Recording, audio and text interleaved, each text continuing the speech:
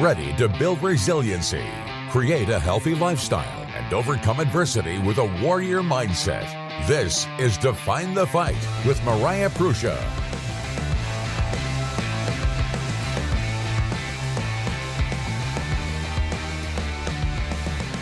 Today, I have an amazing woman here who has been the driving force in North Dakota and continues to throughout the United States. Melissa Kaiser is an independent consultant in the anti-human trafficking field. She was the first human trafficking navigator hired for North Dakota, contracted with the North Dakota Human Trafficking Task Force. She was also employed by the Bureau of Criminal Investigation as the first victim witness specialist, and also has assisted in creating the Integrated Victim Services and Law Enforcement Program in North Dakota. She has been a member of the task force since 2016 and is currently a chair for the Lived Experience and Labor Trafficking Subcommittees.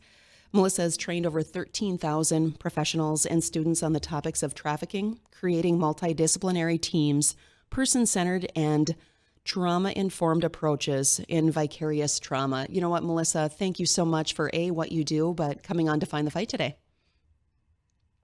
Nice to be back. I feel like the last time I talked to you, my gosh, well, I was still living in North Dakota. That's for sure. So it's been a while, and I appreciate the invite and spreading the information. Like you said, it's very, very important. You know, it's been a few years, and clearly with that, your life has changed, but so has clearly the numbers, unfortunately, as well. So since the last time I had spoke to you, you were not a mother, and now you currently have a little one. And how is everything going with motherhood? Oh, well, lovely. But as those of you know who are parents, I have a 17-month-old. So life is busy. I'm running around all the time. But, you know, if it related to trafficking, it's interesting you bring up that point because being so invested in the human trafficking space for almost a decade now, being a mom, I feel grateful I guess from the perspective of I can protect her differently in just because I'm exposed to this work and I understand different dangers or different conversations or pieces of this work that I feel like having my knowledge and expertise, I have an extra layer of protection for her. On the flip side, it makes the work more mentally draining because I see human trafficking cases of children and babies younger than her, the same age as her. And it's just this fear of, I know this could happen to anybody and I could put the best and most protection in place for her, but I can't protect her every second of every day. And that it just kind of added to the depletion of my mental health at times, right? Because now I'm protecting her to the best of my ability, but I also have these thoughts, flashbacks, feelings related to my job that are hard to shut off. So it has shifted a lot. And you're right, since the last time we talked, I still feel like a new mommy. Time goes fast. It does. And with the work that you do and helping other kids now, like you said, it's tenfold. It's heightened immensely. And how does an individual shut off what you hear? Because I know you hear not only stats, but you're hearing stories, and it can consume your mental, physical health and well-being. You know, my significant other, they were covering so many deep topics, and I know they had to kind of put a pause for a while because the information was so heavy. And the last thing that we want to do is have people just completely shut off and disengage. But I think it's important for us all is to understand that the awareness of what is actually in front of us and what can we do to help prevent or at least slow down that rate so that we can help our children. They're innocent spirits. And now with social media and all of the different ways that people can connect, it's scary. You know, and with my boys too, it's like, no, you can't have this type of social media. You can't have that. And it's like, you have to look over your left and look over your right. And it feels like your head is spinning because you can't put them in a bubble at all. Mm-hmm. So for you, you're right. And go ahead. No, go ahead. Well, I think of two things. On one hand, in terms of your question about protecting mental health, I love that you bring that up because part of my training and consulting business now is focused on wellness and mental health, because if we're not well, right, or if we're not finding resiliency strategies that work when we're dealing with this all the time, not only will it impact our personal lives, but it also impacts the victims that we're working with, because if we're unwell, we don't treat them well. and then they don't feel like we're a safe person. And so there's two reasons, that we really want to take our mental health seriously and start normalizing the conversation around it. So I actually do a lot with that topic now nationally, which is nice to see that shift and people are open to talking about it. I think to your other point, yeah, we have been taught that we need to look for things that the movies tell us, that TikTok tells us. And that's typically not what we see in the United States around trafficking. This isn't, make sure you don't see a zip tie or a napkin on your car in the Walmart parking lot, because that means someone's going to traffic you or you're going to be kidnapped or abducted. That's not typically what we see, but that is what Hollywood is telling us and what social media is telling us, not just us as parents or adults, within the community, but our children are seeing the same thing. And so we don't necessarily look at ourselves as potential victims of this crime, whether youth or adults. Of course, we have a major focus on youth because it's our responsibility to protect them. But adults absolutely get groomed and recruited into human trafficking as well. So it's just something to have not only awareness of, but correct and proper awareness of. And I was looking at different stats too, Melissa. It was like 49.6 million people in modern slavery worldwide, but then 12 million are children. So for you, what are some of the different components for your profession? What are you seeing and what are the details of your job that you're being proactive in helping individuals with trauma? So we see a few things. If you're focused on sex trafficking, there's a couple ways we see this happen. The first and foremost, like you already hit on, is social media. We allow our kids on video gaming systems and on social media sites and have apps on their phone. And we have to, if we can, wrap our head around and think like a offender. Right? Where is an offender going to find children? It's on youth specific apps, right? Or popular trendy apps or video gaming systems. They can pretend to be anybody they want. Okay. They can develop trust with your children through those means. And then it just takes some blackmail, or it takes them to fall in love with them or get dependent on this offender for something. And youth kind of have this mentality of like, they can't tell an adult because if it's around sex, it's embarrassing, or they have a fear of their phone or their video game getting taken away. Right. So we have to think of that. And then maybe is that offender on these platforms threatening them with something if they tell. And so that can be a concern, especially if that youth has given out where they live, right? Or if they have Snapchat and they have like their map turned on so you know where they are. Those types of things we have to think about. We also need to look at familial trafficking. And yes, that's what it sounds like. We do have family members traffic their children, and that happens all over the place. And oftentimes it's to make ends meet. So maybe it's to pay rent that they sell their child to the landlord. It might be to get drug or grocery money. There's different things like that happen to these children where they're just born into these families. And then the third thing is, unfortunately, it can be people close to your family or people that are trying to get close. And again, if we're thinking like an offender, they're going to want to be liked and trusted by the adults in the home. Because if a youth comes forward and says, hey, so-and-so is creeping me out, as the parent, we might say, oh, no, don't say that. They're a really nice person, right? So the offender's goal is to gain our trust and to gain access to our children.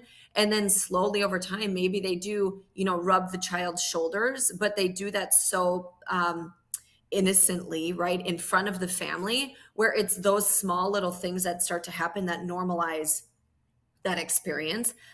So it could be a family friend, it could be a helping profession, person in a helper role, right? And those are people who have access to kids. And so we don't want to think about those things, but it can happen.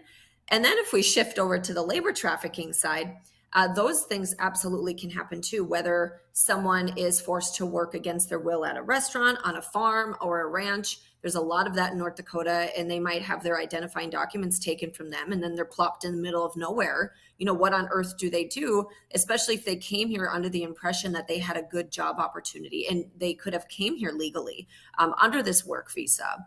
So they're, depending on the dynamic of trafficking we're focused on, there's these are just a few examples of the ways these things can look. and how they can be easily missed because of what, again, social media and Hollywood has taught us. Oh, 100%.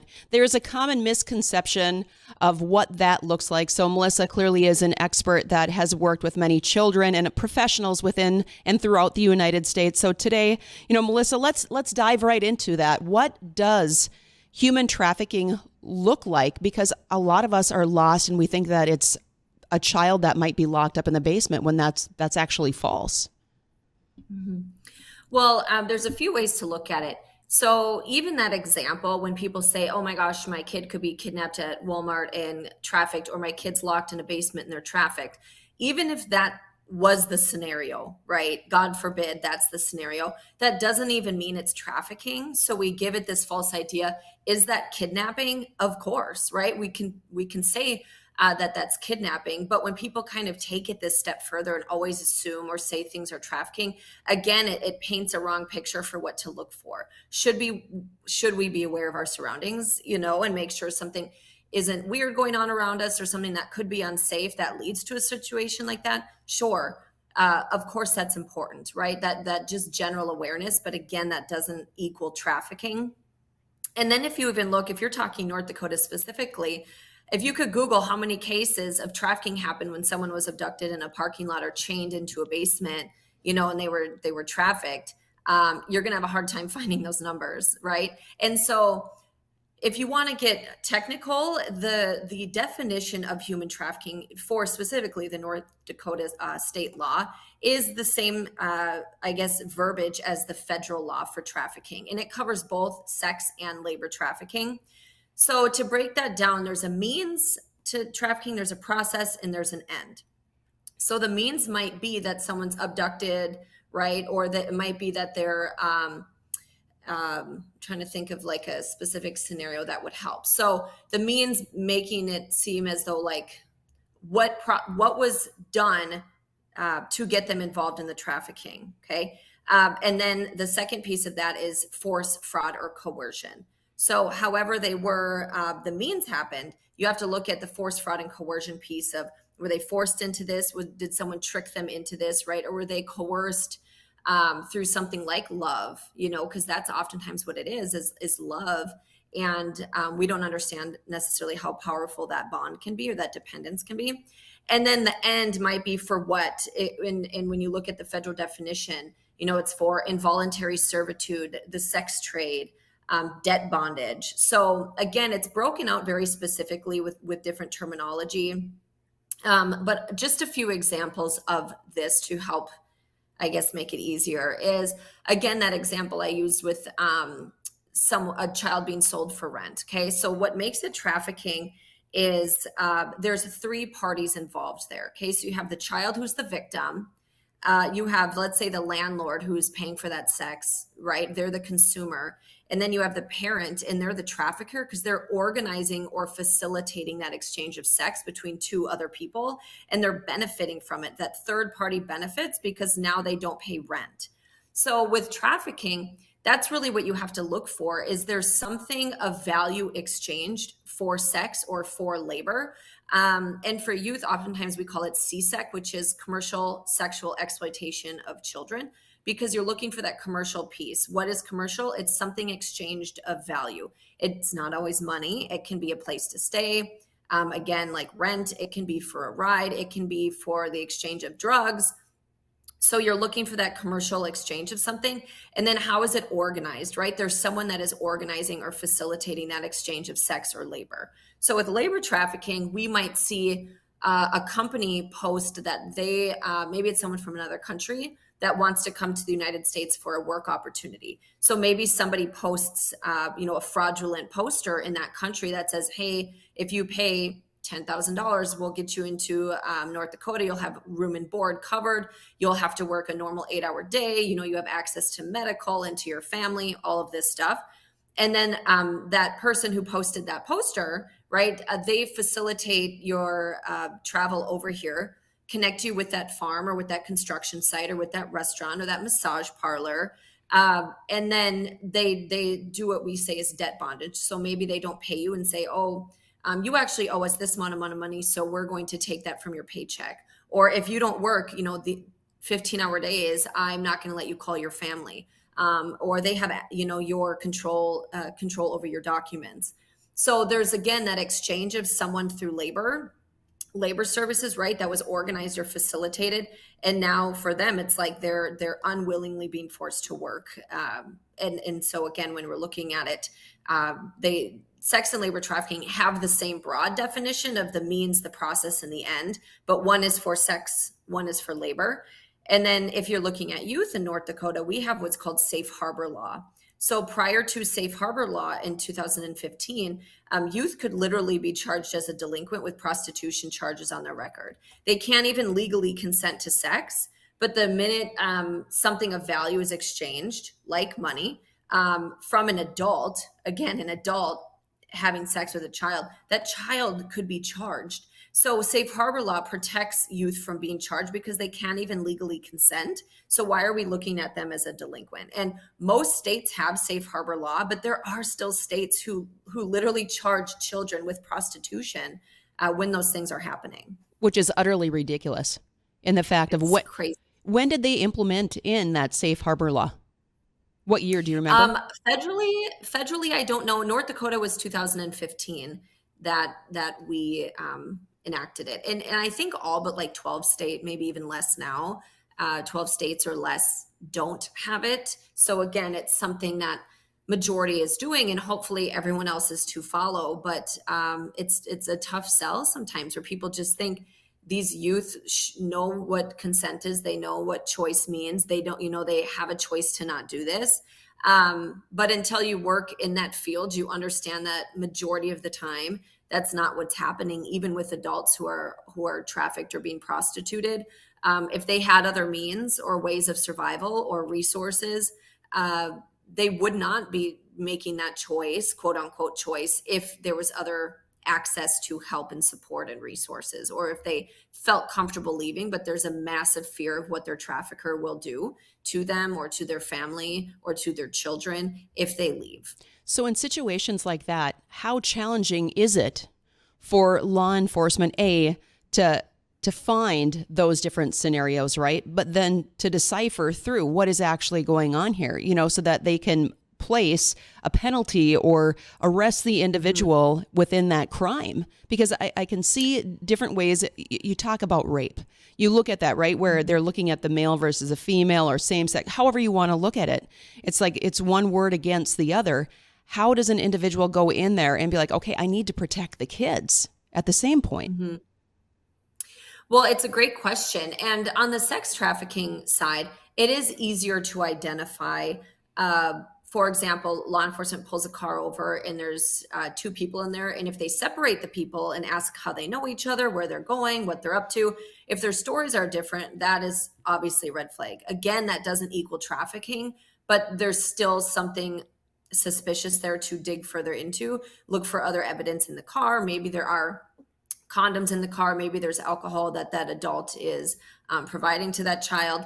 Again, doesn't mean trafficking at this point, but these are all signs that you would look for. So there's different things like that that can be looked at, or responding to a circumstance in a hotel. A lot of these look like domestic violence or child abuse cases, but again, once we take that step further, we can see the dynamic of trafficking. What's difficult about identifying sex trafficking is oftentimes victims are not going to report to law enforcement. So it takes the right approach and the right timing and maybe repeated exposure to that officer, like meeting with them multiple times to gain that trust and understand they're not in trouble and we're here to help. Oftentimes victims don't even know they're being trafficked. Again, if that's something that started at a young age, or they might think, maybe they came from a family dynamic that was even worse than this, so they don't understand that they're being trafficked. With most victims I've worked with, that's the case initially. On the labor trafficking side, it's tough for law enforcement because oftentimes these people are in the back of restaurants. They're in the middle of a farm or a ranch where we don't have that visibility of them. Construction crews, right? And with trafficking, oftentimes people are posted for sex on specific websites. So law enforcement can look at those websites, and we look for different indicators that on those websites when someone is posted for sex, we can look for things that would identify to us that we think they might be trafficked. We don't have that on the labor trafficking side, right? That online access to them being posted where we can find different clues. I've got a TV that's right in front of me talking about juvenile crime and how it's like a game for kids. But right now we're talking about a different type of struggle, a different type of challenge that we've been facing, not just this year, but for many years. And I know as a parent, I have a lot of different questions when it comes to human trafficking, because clearly with being a mother of two boys, there's always a concern. And I think that would be honestly one of my biggest nightmares, is for something to happen to my children from that extent, because it's not just the physical act, it's the emotional backlash after, and trying to help them heal through trauma. I mean, I've suffered different types of trauma throughout my life, so I know what that entails and the work that is wrapped around that type of, pushing through. So for you, Melissa, I know that you have worked with different individuals. When you come up to a trauma response or are contacted, what are those steps and what does that look like to you when a child you're contacted in regards to a certain case? You also spoke on your kids, and they're males, and this is still a potential threat to males, and we overlook them a lot. And so just to piggyback off your point, that when we're talking about this today, whether sex or labor trafficking, youth or adults, this can look any amount of ways, whether it's a male victim with a female offender, right? Mm-hmm. Or a female victim with a female offender, or what you typically would assume, which is a male offender and a female victim. It can look any type of way, shape, or form. What I would say when I interact with someone, the first typically few times is all rapport building. Unless they come to me and say, I want to report A, B, and C. I want these things to happen, kind of like boom, boom, boom, let's go. That's very rare. Can it happen? Yes. And it would be my responsibility to know the right contacts, the right fit in terms of maybe the investigator to work with that individual, the right resources, right, and getting in contact with them. But typically, it's slow. These victims have a lot of trauma, like you spoke on. They're really paranoid. They don't have trust for anyone, understandably so. And so it's my job to give them a space where they feel like they're not in trouble. I'm not going to victim blame them, because we still do that all the time to victims of crimes. And I'm just here as a listening ear.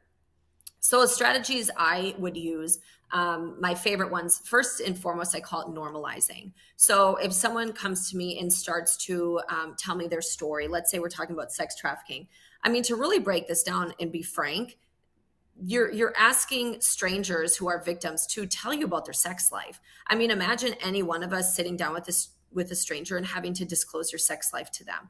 So I think we have to give grace and patience and actually empathize and understand what these victims are up against, how difficult that would be just because of the topic in general. But then you have trauma, which interferes with memory, right? And there's all these things that come into play here. So for me, I like to normalize, which really just means when they disclose things to me, it's like, it completely makes sense that you would feel that way. It completely makes sense that that's the quote unquote choice you made. Look at the circumstance you were in. Of course that, that's something that could occur. So if you see where I'm going with this, I like to just make them feel like what they're saying is not blowing me away or traumatizing me, or I'm not believing them. I'm making them feel like they're normal by saying, like, it makes sense that you would feel that way, or that happened based on, what you went through. So that's really how I would start to establish trust. And then I like to do what we call person-centered, which is it's all about them. And oftentimes, especially youth, we forget that they have rights, and we kind of take over and make assumptions about what should happen next, where they should go, who we need to contact. And we don't sit and ask youth about them and what they want to see happen and what success looks like to them. What are their goals? So I give a lot of space for them to start exploring those things in their mind, because specifically when they're trafficked, they don't really get to think about those things. And if they do, it feels like that's a world they don't have access to. And then I establish trust by meeting their basic needs. Do they need food, shelter, clothing, baby items for their children? it's really important to just meet their basic needs and for them to understand that you're not asking for something in return. Because if you can imagine, oftentimes if I'm giving you something, it's the expectation that I get something in return from you. That is the world they're coming from. So taking multiple interactions for them to see that I'm not going to do that to them, so they can start to see me as a safe person. It's at that time that maybe we can start the education process around trafficking, that I think maybe it's happened to them, or, what do they know about it? To kind of go back and forth with just some basic conversation around that. Once they have time to wrap their head around that and process it, and they have time to be physically removed from the trauma, they can start to see it from a new perspective of, oh my gosh, I was a victim, or oh my gosh, this did happen to me, or I am a victim of trafficking. So you give them that time away from the physical trauma in a space where they can start to see those things in a safe space of somebody else, if that makes sense. It does 100%, because the thing is, it's like you said, trust is number one, key first and foremost. But when you find that a child is removed, let's just say from the home where they had been groomed, how challenging is it for that child then to be placed into another home? Because the reality is this, that was their normal. So they're going to gravitate towards that normal, which is chaos, right? Compared to gravitating towards the calm. Do you see that a lot of children are first, removed from the home into a safe place, but do you see a lot of those kids fall back into what they thought was normal? Because love, it's like you look at gangs, right? The different things and their form of love, that's what they define as love. When other people are like, that's not love. So what does that look like from removing them? And then what is that fallback, or what is the preventive measures in between? Great question. So just to specify, if the trafficking is not happening within the home or by a caregiver, there's no need to remove them, right? Because there's no threat in that home. But to your point, oftentimes it can be someone in the home or that has access to the home whenever they want. In that case, absolutely, we would remove them. And to exactly your point, regardless if we feel like we're doing the right thing for that child, looking at it from the perspective of the child, they have fear that they'll never see their family again, or their family's going to jail. They have fear that there's going to be repercussions for them coming forward, that they're going to be harmed further by their family, or what if there's not enough evidence to prove what happened, and then they go back into the home that they just reported. So there's a lot of that type of fear of the what if, and who's even going to believe me, especially if your parent is your trafficker, and or you don't even know what trafficking is because you were born into it. So it's likely that they would be removed from the home, of course, if it's reported and we have the evidence we need to move that forward. So that's the goal, right? But it is difficult going forward, because oftentimes children who are trafficked, with that trauma comes people viewing them as quote unquote bad kids. So maybe they have negative coping skills because that's what they've been taught in their home, or they don't know what boundaries are. And so they oftentimes have difficulty in placements or in foster homes or what have you because of their quote unquote bad behavior. But what we need to understand is that's a trauma response, and it's our jobs and our responsibility as adults in their lives to work with them on that, right? And to, again, normalize those things. And it can be really challenging. There are some placement facilities that are excellent at doing that. There are some that just aren't, right? For youth or adults. North Dakota's got some great partnerships and some great resources, thankfully, for those things. But yeah, it can be difficult to keep them stable. They also are used to a life of chaos and adrenaline and things that they lack control over. So again, part of their behavior might be that they seek almost that feeling of adrenaline or chaos, or they self-sabotage because they're fear of, well, this is going too well. When is it going to fail, right? So I might as well control that narrative myself and do that before it's done to me. It's almost a protecting factor sometimes for youth to misbehave, right? Or act out or do certain things because they have control over that, if that makes sense. It absolutely does. But it also is attention seeking at the same point too, is because they're trying to feel different things coming to them. So, breaking down the fact of when somebody is traumatized, they're also looking at the shame and the guilt and the fact of questioning themselves on what role did they have in the actual action itself. But when you're talking about adrenaline, it's that replacement factor. I need to find that type of adrenaline, so I'm going to replace it with something else. So with that piece of the puzzle, it just goes to show how much we are failing our children in regards to coping mechanisms. I think it's very easy as individuals or as parents to say, we're too busy. Here's your cell phone. Here's your device. Get on your device, instead of let's work through different things. If your child is angry or is sad or is struggling with different things, let's sit down and have an active conversation, but then also provide them different tools to set them up for success. Melissa, before going into the break, we spoke about different ways that we can be proactive. I'm huge on being proactive versus reactive when it comes to anything in life. What are some measures that parents can take, whether it's effective communication, different physical components that they can do to teach their children when it comes to human trafficking? Great question. All your questions are fantastic. I have a few things, and if they make you uncomfortable, I think that's part of the challenge as parents, that it might make us uncomfortable, but for the safety of family and kids, asking ourselves why, right? And kind of working through that. For example, I have a 16, 17-month-old, and when I'm teaching her body parts, she's now pointing at eyes, nose, tongue. She can say all those things, belly button. I also say vagina, which she calls la right now. That's how she pronounces it. But the goal is she doesn't call it something slang like cookie, right? Or because that's what offenders do. And giving them the, independence to call things what they're called. It's called a nose. It's called an elbow. It's also called nipples, vagina, penis, butt, right? And so exactly. I think first and foremost, teaching and talking to your kids openly about those topics or those things that feel uncomfortable is going to create a comfortable space with you, as well as consent, right? As well as we kind of shy away from wanting to talk about sex, but if we don't talk to our kids about it, they're going to learn about it from the internet or from their friends. They just will, right? So thinking about that, another simple proactive measure, have supper with your kids every night, phone free. I know that's hard when we're in the middle of sports and school in summer, but just the awareness of as much as I can, we're having a phone-free supper where we talk and normalize that. Because again, you want to be a safe space they can come to talk about these things. Also, watching your conversations in your home. If you talk to your spouse or your roommates or your family or what have you, with maybe some victim blaming language or some of those things, that your child might not feel safe coming to you, just that awareness of how you're speaking about certain situations or topics or judgment towards people. There's some great online resources for parents and kids. I have a ton of them. People can contact me anytime. Some of my favorite is NetSmarts.